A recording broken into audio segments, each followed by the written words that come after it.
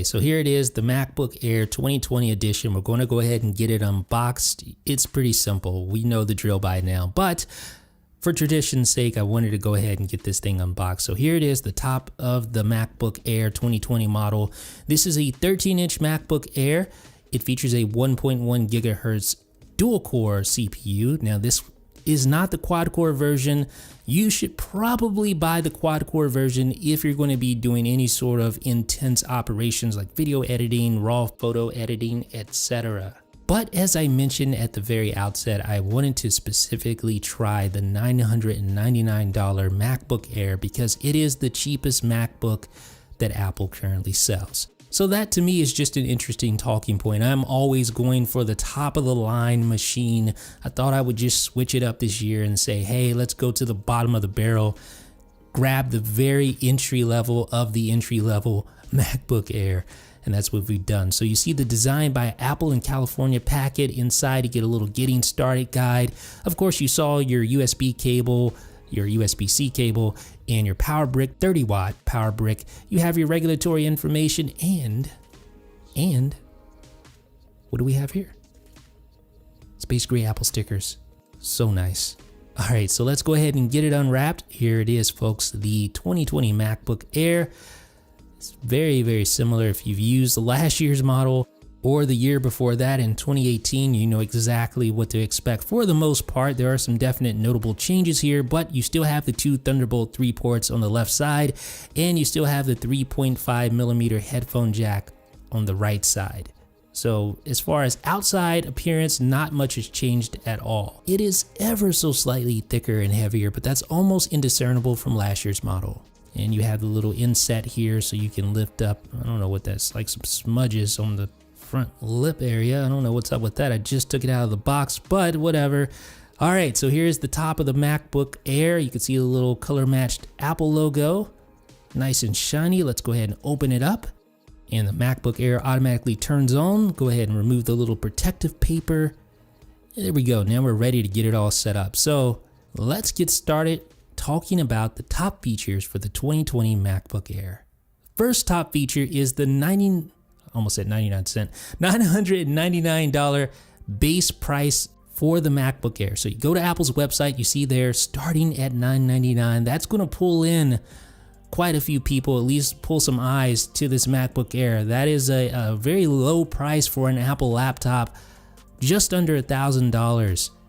Get you a dual-core 1.1 gigahertz processor, 8 gigabytes of RAM, 256 gigabytes of flash storage. If you're on a budget, you need a basic Mac laptop for word processing, web browsing. This one is going to do a pretty good job. But by far the biggest new feature for this 2020 MacBook Air is the introduction of the scissor switch keyboard, replacing that old butterfly terrible keyboard. So the great thing about the scissor switch keyboard is that it has great key travel. That is the thing, and it's also way more reliable than the butterfly switch keyboard. And just like the previous MacBook Airs, you have Touch ID and hardware function keys, no touch bar. So great. And you also get the inverted T arrow keys, which makes it easier to touch without looking at your keyboard to know which arrow key you're pressing. Of course, all of this came with the 2016 MacBook Pro as well. But now this same keyboard has migrated down market to the MacBook Air, and it's just such a pleasure to type on. The keys are spaced a little further apart.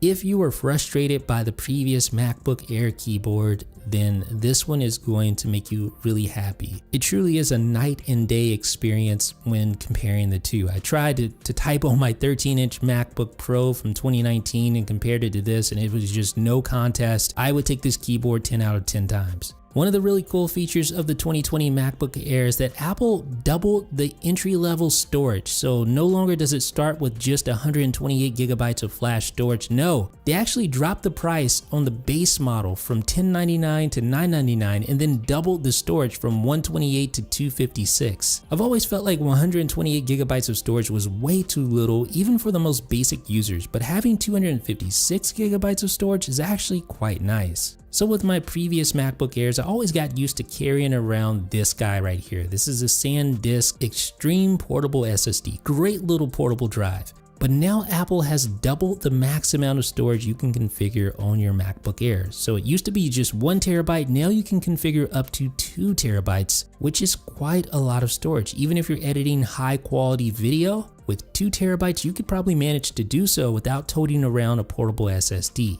For the first time since the MacBook Air got its Retina display, you can now select between multiple CPU configurations. Previously, you only had one choice, now you have 3 choices. A 1.1 GHz dual core, a 1.1 GHz quad core i5, and a 1.2 GHz quad core i7. These are all 10th generation Intel processors. They all support hyper-threading, but the entry-level CPU is just a dual-core processor, whereas the mid-tier and the highest-end CPU configs are quad-core processors. So of course I have the dual-core. You can see the single-core score is actually decent, 987, but the multi-core, wow.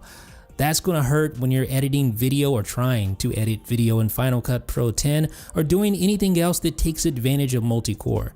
With that being said, single core is actually pretty decent. Games are going to play fairly well for the most part. Although for more intense games, you may have some struggles with that integrated Intel Iris Plus GPU. But the great thing about having Thunderbolt 3 built in is that you can always connect an external GPU if you need the extra graphics power. But I was actually pretty surprised at how well this thing performed gaming wise. Most of the Apple Arcade games I played pretty decently. Frame rates weren't horrible. If you're just a casual gamer, you want to play games occasionally on your MacBook Air, this is going to be perfectly fine as long as you set your expectations accordingly. With all that being said, you do get better single core performance when compared to the 2019 MacBook Pro entry-level model, so there's that. But to be honest, I probably wouldn't even recommend trying to edit video on the entry-level MacBook Air. It's probably just going to frustrate you. And one of the cool things about the Intel Iris Plus GPU is that it does support the Pro Display XDR at full resolution, which is pretty impressive given the fact that even a machine like the iMac Pro doesn't support full resolution connectivity to the Apple Pro Display XDR. Now, with that said, temper your expectations. You try to play games. If it's any game not called solitaire, you're probably going to run into some heavy frame rate issues when running at full resolution on that Pro Display XDR. Now, when just doing regular stuff like browsing the web, here I have 2 Safari windows side by side, able to scroll through pretty well. I will say that some of the issues have to do with lack of RAM. That 8 GB entry-level RAM configuration just isn't enough. If you can't afford it, by all means, please upgrade the RAM to 16 GB. It's going to make a world of difference. It's going to make using the MacBook Air a much better experience. Now that being said, Apple is using faster, more power-friendly memory in the MacBook Air 2020 edition. They're using 3733 MHz low-powered DDR4X memory. So not only is the memory faster than the previous edition MacBook Air, and when you consider that memory can have a huge effect on battery life of a laptop, it makes sense that Apple will look for every advantage it can when it comes to memory and using the most power-friendly memory that they can. And even with that, this MacBook Air actually gets 1 hour less battery life than its predecessor. This one's rated at 11 hours of wireless web browsing, while the previous model was at 12 hours. Believe it or not, all Apple devices, with the exception of the regular iMac and the 10.2-inch iPad, now feature Bluetooth 5.0. Yes, with the 2020 upgrade to the MacBook Air, Apple's cheapest laptop now gets Bluetooth 5.0 support. Now this is kind of an unheralded bullet point on a list of tech specs, but Bluetooth 5.0 uses less power, has larger message capacity, features faster data transmission capability, and it increases range. The 2020 MacBook Air adds support for wide stereo sound and Dolby Atmos playback for supported content. And in addition to the wider stereo soundstage, the 3-mic array now includes directional beamforming, which was first featured on the 16-inch MacBook Pro for improved microphone performance. Now obviously, physics and all that, the speakers aren't going to blow you away, the bass isn't going to knock your socks off, but I actually was pretty impressed with the sound quality of the MacBook Air considering how small the speakers are, especially when playing games. I was kind of surprised to find that the sound effects and the soundtrack of the games I played were quite engrossing coming from those small little speakers on each side of the MacBook Air's new and improved keyboard.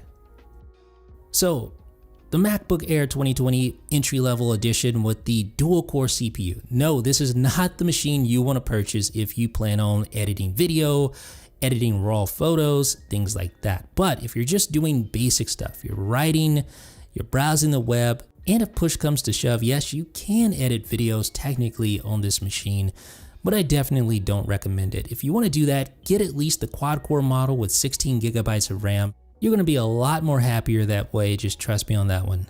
Now, if you are just that quote-unquote basic user, you actually may want to consider an iPad now that there's built-in mouse and keyboard support.